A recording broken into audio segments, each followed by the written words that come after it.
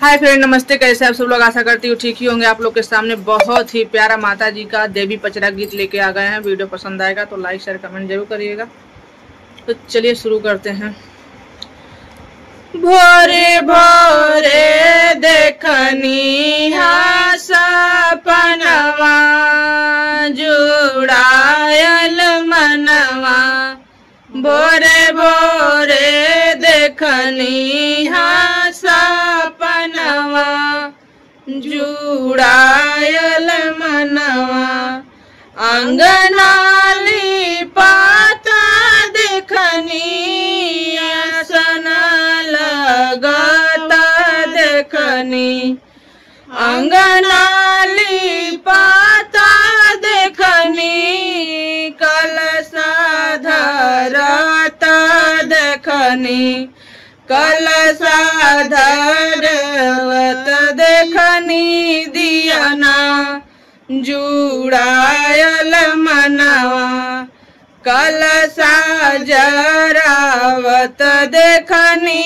दियना जुड़ायल मनवा, भोरे भोरे देखनी सपनवा जुड़ायल मनवा, लाली लीली डोलिया देखनी ललकाओ हरवा देखनी, लाली लाली डोलिया देखनी ललकाओ हरवा देखनी, डोलिया सजल आइल अंगना जुड़ायल मनवा, भोरे भोरे देखनी सपनवा जुड़ायल मनवा, सोने के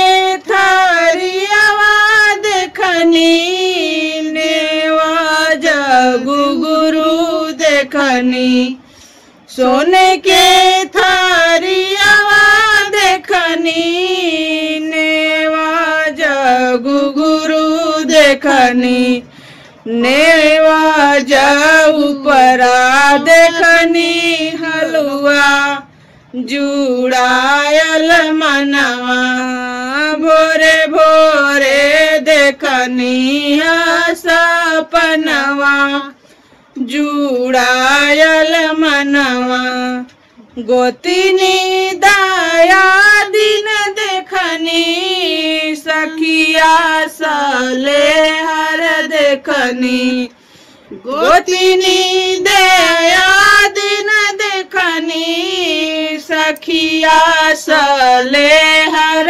देखनी, सब मिली गावेला पचरवा जुड़ायल मनवा, सब मिली गावेला भजनवा जुड़ायल मनवा, भोरे भोरे देखनी सपनवा जुड़ायल मनवा, लाली चुनरिया देखनी मैया के सजला देखनी, लाली चुनरिया देखनी मैया के सजला देखनी, मैया जे बैठे मोरे अंगनवा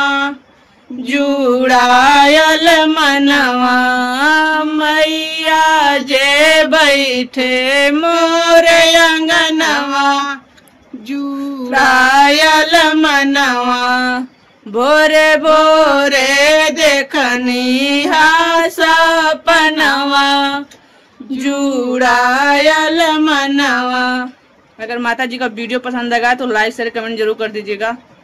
कमेंट में जय माता दी जरूर लिखिएगा और हर हर महादेव।